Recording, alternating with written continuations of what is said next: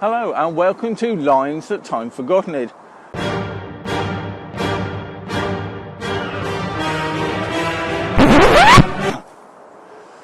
A series in which I uncover railway lines that have been forgotten by history, lost in the sands of time, or quite frankly, ignored to death. Today we look at the grandly titled the London South Eastern Central, West Junction and Coastal, not including the Isle of Wight, Railway.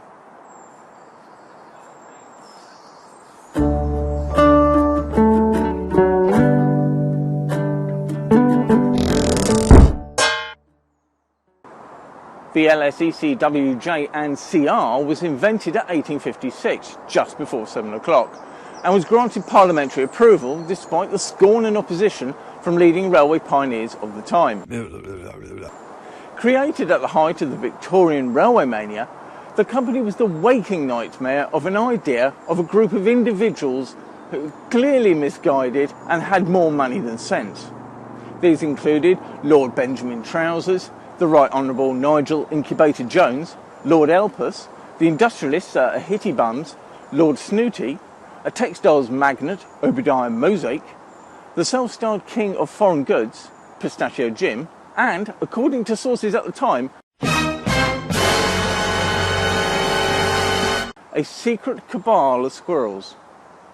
Many were born wealthy, others had made their money from investments such as rubberized zinc, spirit level bubbles, wolf tangs, elastic coat hangers, industrial coal reduction, and a curious new substance, penge. Their ludicrous idea was to build a steam railway that was so fast it would call all stations simultaneously. But unfortunately they lacked the basic understanding, science, concept, logic, technology, idea, or the vaguest ability to achieve that. Instead, they settled on a normal steam train service. They drew up a rough route which looked remarkably like a map with crayons squiggled all over it, mainly because it was. This rather crude map showed a snaking 65-mile-long line which, by happy coincidence, stopped right by their respective country properties. It also called at other villages and towns and halts along the way, and the line staggered across the counties like a drunk trying to shake a squirrel out of his trouser leg. Construction of the line is shrouded in mystery, some say because it involves clandestine deals, suspicious actions, jam, public disorder and legal wrangling. I did some digging in the legal files and discovered this, and I can exclusively reveal the main issues as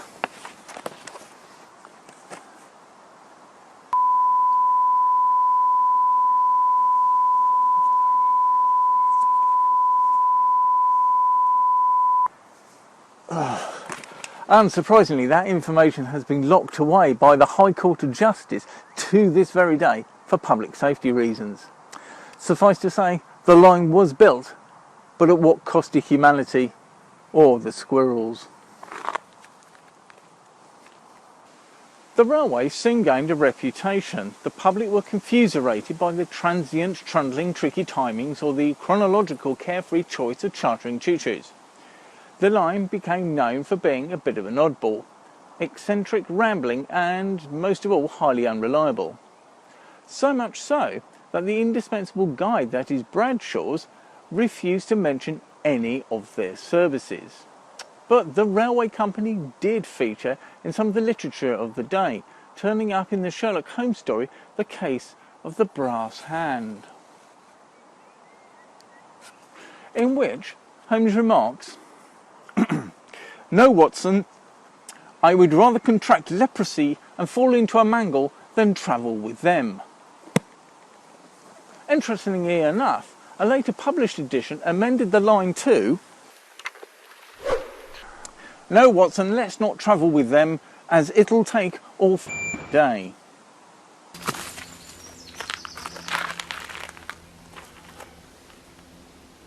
It is here that the first service started on that fateful day, the 31st of March, 1865. The new station was to be officially opened and the first service to leave bound for Bournemouth. This took a turn for the unexpected when the 19-year-old newly appointed mayoress arrived completely topless, which caused consternation and many monocles to drop from amongst the gathered dignitaries. Too much or completely beyond the pale, then the variety of animals assembled in celebration of the event certainly was. There was a lot of noise, loud marching bands, steam whistles, cheering crowds. Confused by all the commotion, the tigers, with balloons still attached, escaped by running down the platform towards the waiting passengers, who immediately panicked. Lord Elpis was known for having a brass widget that went ping for no reason, and he kept in his waistcoat pocket.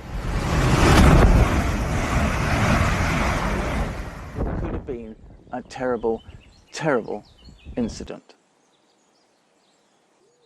No one expected the station master to be a small Indian gentleman wearing a turban and carrying a stuffed anteater, but attention was then taken by the whistle of the locomotive as the inaugural train was ready to depart. Local and national timing regulations, unfortunately, required all the passengers to get on, then get off, then get back on again, to ensure that dwell times were adhered to in accordance to the strict rules. Tap. So, the idea of incorporating jam never really took off. Afterwards, the company declared the launch a roaring success. History, however, does not record the chain of events from the perspective of the local fire brigade, police or militia. Built on the only available land, the route ran for 65 miles through various counties, serving villages and towns alike. It snaked through the countryside, crossing county borders with a happy disregard for formalities and structured timetables, highway code, dress sense, pre-decimalisation, squirrels, the word rhombus or clockwork cows. The line left here and headed to here, but went via this awkward route. Many of the names of the halts have disappeared from history, but a few remain as memories. Hobbs End, Whitewick, Buckley Rant, Marshall Manor, Dorking Honk, Knockers, Fork Off, Cleavages, Stoner Common, and then at St Ratford. The line was slightly delayed here as the Bishop of St Ratford refused to allow railway access to consecrated land, but that problem was overcome weeks later by the sad and sudden disappearance of the Bishop, due to an incident with nuclear powered squirrels, a brown envelope and a sudden retirement fund set up in Spain. Other stops were Dorkwood, Gatport Airwick, Stoke-of-Inch, Firkham Junction and Bonkham Park, to speak a rate of a few. Let us now follow the line and see what remains. It left here at Sumatra Road from this disused platform. It went down here, then under here, crossed here, over here, round this, rusted there. so you come from there, through there, down here, up here, round here to this path here, and this curve is clearly the old railway. Look at it, that's an old railway. Over here via a dangerous inflatable aquabridge. Across here. Over here. Over this, over that. Over here. Gate crashed a car park. Squeezed through here. Through here? Under that, under this, not those, that, him, there, this, them. And straight through here.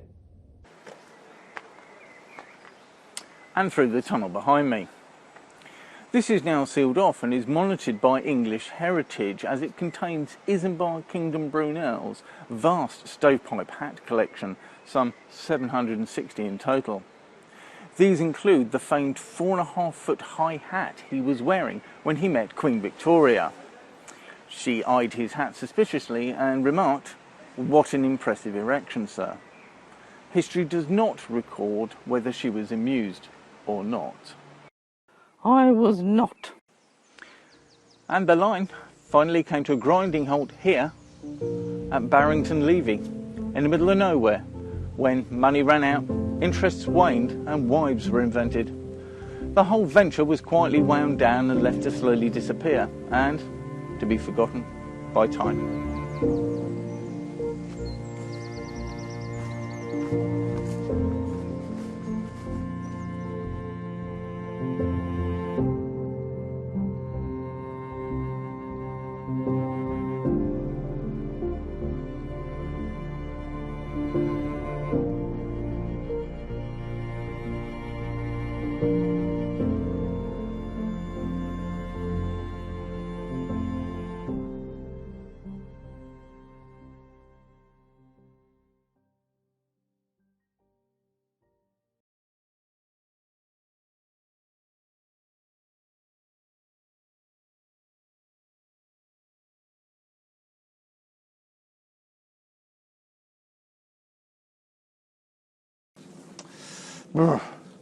It's a cold day in January and I find myself in Hampshire for the lease use station on the LS, ECWJ and CR.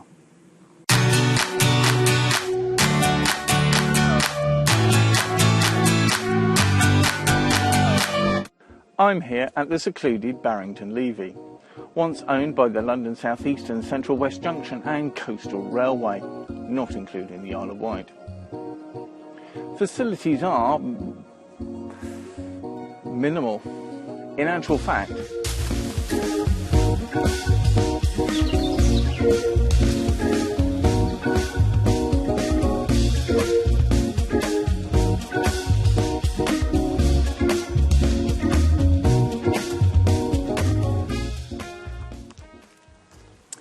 bugger all here.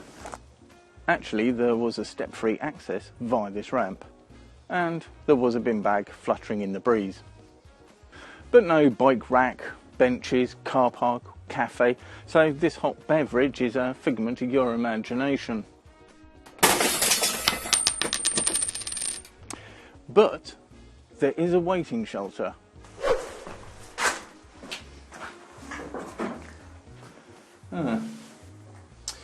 Let's look at the service pattern and frequency on the timetables.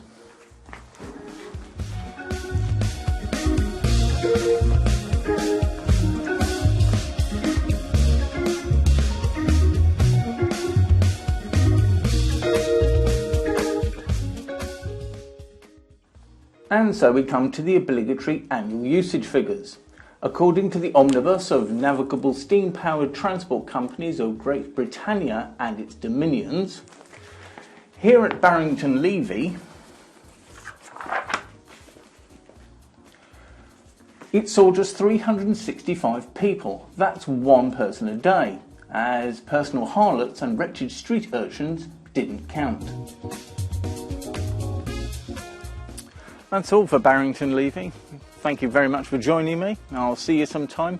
And now, go away.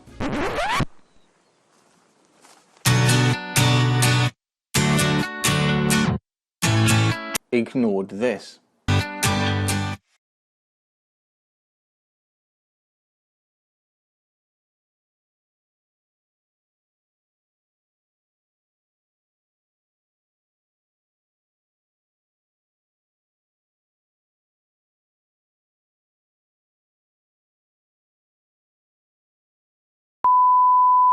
Go away! Just, oh good God, just save it. Industrial coal reduction and not including the Isle of Wight. Serving rural villages and I can't say rural villages. And a contemporary 1986 edition has it as they are worse than a smoke-filled VEP with wheel flats. West Junction. Pause. As a train passes me now, making my audio almost unaudible. Go away! Or was it? There's fuck all here. And redo the whole thing. You can do a no jogger.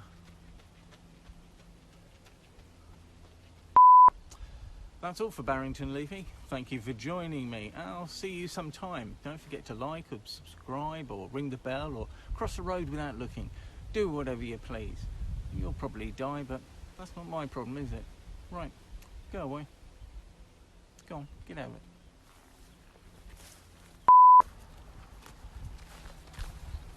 I've done this walk away bit before.